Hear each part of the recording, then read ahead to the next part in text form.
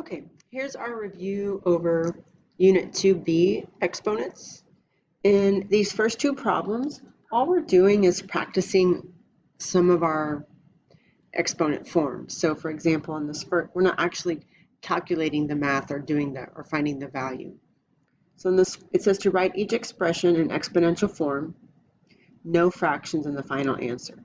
So exponential form just means you have a base and you have an exponent in the air. So here I have -3 repeated 4 times. That means my base is -3. And when your base is negative, you want to include it in parentheses. And then my power is 4. And that's it. In the second one, my base is 1/2. And it also is being repeated 4 times. But the directions for the section say no fractions in the final answer.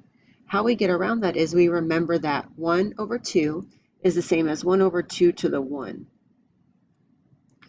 And we can use our negative exponent rule backwards from how we usually use it, which is where you flip the base and you take the opposite sign of your power. So 2 to the -1 is the same as 1/2 to the +1. And then that's to the 4th power, and then power to a power, you multiply the -1 times the 4, and you have 2 to the -4. In this section, we're practicing rewriting with one base and one power. So here my bases are 3, and I add the powers 2 plus 2, and that's going to be 3 to the 4. And then the simplified, or the answer, is when you actually evaluate that. So that's 4 3s being multiplied. So the first two give me 9, times the next one gives me 27, times the next one gives me 81.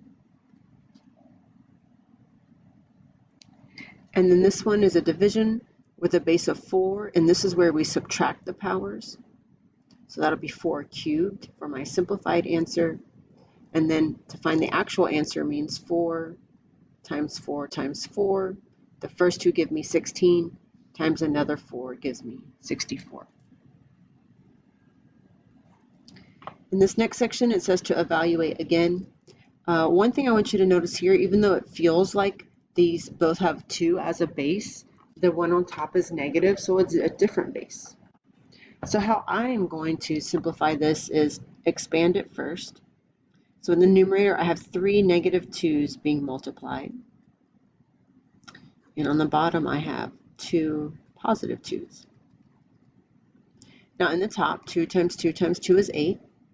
But watch what happens to the signs. The first two negatives multiply to a positive number. And then when I multiply by this next negative, it goes back to negative. And on the bottom, I have 4, and this simplifies to -2. On number 6, in the first set of parentheses, we have a base to a negative power. I'm going to rewrite that by flipping the base and changing the power to a positive. And that is not what we have here in the second one. So if you remember earlier in the year, we talked about the difference between this situation that we have and this situation, where the negative is in parentheses and the exponent is on the outside. What's different here is that the exponent is on the inside. So follow your order of operations. You're going to do this the squared of the 9, you're going to do that first. And that's going to give you 81, and then multiply by the negative in front. It's really a -1. So 1/3 squared is 1/9 times -81. This is -81/9, or -9.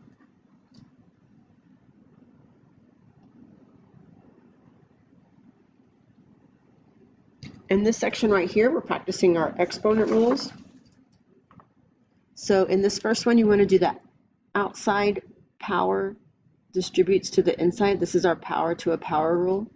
Now, you see that the 2 and the C don't have a power that's written or printed, so you know it's a 1. So you're going to take that 1 times this 2 that you're distributing in. So 2 to the 2, C to the 2, and then D to the 4 times 2, which is 8. And then in the second group, you're distributing a 5 in, so that's c to the fifth, d to the fifth. And now you want to look for common bases where you can add the powers. So I see c's right here, and I see d's here. You can leave the 2 squared as a 2 squared. I like to simplify it to 4 because it's easy math. And then multiplying the c's together, you add the powers. 2 plus 5 is 7. And then for the d's, 8 plus 5 is 13. For number 8, the bases are all the same. So that means you just add the powers. So negative 13 plus 4 plus 6. That's going to give me j to the negative 3. And you don't want to leave your answer with a negative exponent. So we use our negative exponent rule, flip the base, and make the power positive. On number 9, we are simplifying the fraction. We have 3 chunks. We have the 3 over 12, the x chunk, and the y chunk. So 3 over 12 simplifies to 1/4. And then we have x's on top and bottom, and we've been practicing finding where the most x's are and leaving it on that side of the fraction. So the most are on the bottom, and then we subtract our powers there. And then we have this y to the negative 3. First I'm writing this y cubed that's already on the bottom. Now I'm going to take the negative and push it to the other side and make it positive. And now I'm going to kind of clean my answer up here. I have my 1/4, x to the 4, because that's the 6 minus 2. And now that I'm multiplying these bases of y, I'm just going to add their powers and have y to the 6.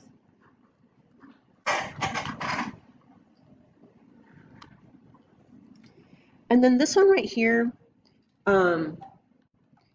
there's several different ways you could approach this. I'm going to start by simplifying the fraction inside, which is what I taught you in class. So that is going to go like this. Look at your number chunk, negative 2/3 doesn't change because it can't simplify. A cubed over a squared, there's more a's on top, so leave it there. And then 3 minus 2 is 1, so a to the 1. And then look at the b's, there's most b's on the bottom, so I'm going to leave it there. Subtract the powers, 3 minus 2 is 1. And then for the c's, the most c's are on the bottom, and then you're going to subtract the powers. 7 minus 0 is just 7. Now this is to the negative second power, so you can go ahead and distribute that in to every single base that you see. So this negative 2 is going to be raised to the negative 2, and I'm going to keep that negative 2 in parentheses here. And then a to the 1 times negative 2. And then on the bottom, 3 to the negative 2. B to the 1 times negative 2. And c to the 7 times negative 2. Now if you notice, that made every single one of my powers negative. So all that's left is to push everything to the opposite side. And since every single one is negative, you're really just taking everything on top, pushing it to the bottom, everything on bottom, pushing it to the top, and making all the powers positive. So that's going to give me 3 squared b squared c to the 14 over negative 2 squared a squared. And I like to simplify that like this and actually square my values. So 9b squared c to the 14 over 4a squared. And one thing we could have done at the very beginning is flipped it top and bottom and then change this to a positive 2. It's whichever you like to do. And then on the back, we have a few application problems. In this first one, we have a cube, and we talked the other day about how on a cube all the sides have the same length. And in this first part, it's asking me to write an expression for the volume of this cube in exponential form. So we remember that our formula for volume is length times width times height. And the length, width, and height, they're all the same. So I'm just going to multiply that 3 times. You can set it up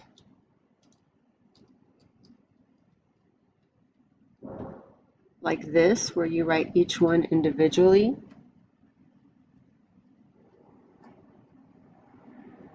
Or you can write it where it's cubed. So these two things mean the same. So part A just says to write an expression. B is where we're actually going to simplify it using the exponent rules. So if you were multiplying out this long expression, you would just do 3 times 3 times 3 is 27. And then for the x's, you would add the powers. 5 plus 5 plus 5 is 15. And for the y's, you have negative 6, negative 6, negative 6, that's negative 18. Don't leave a negative power in your answer, so I'm going to push that to the bottom. Y to the 18. And if you set the problem up like this, you'd get the same thing because you would distribute that 3 in. So that would be 3 cubed, x to the 15, y to the negative 18, and then push your y to the bottom. And then down here, we're given this wall where we have the length and width, and we are asked to find the area of the wall, and then we're asked to find the perimeter. So area is length times width, so that's going to be the 2a cubed b squared times 3ab. And this one doesn't say just to set it up, it says to find it. So we actually need to do that's how we know to do the actual multiplication. So 2 times 3 is 6. Add the powers on the a's is a to the 4, because we know this has a 1 and that the b has a 1. And then add the power on the b's. So 6a to the 4b cubed. And then for perimeter, we know that opposite sides are equal. So we're going to add all those up. You can either write it long like this,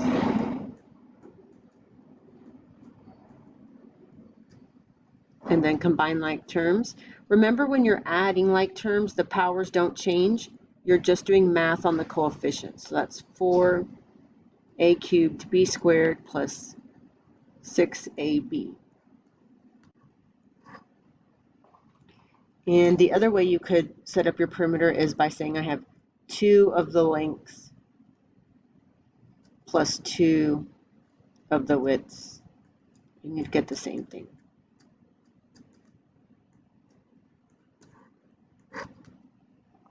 That's it.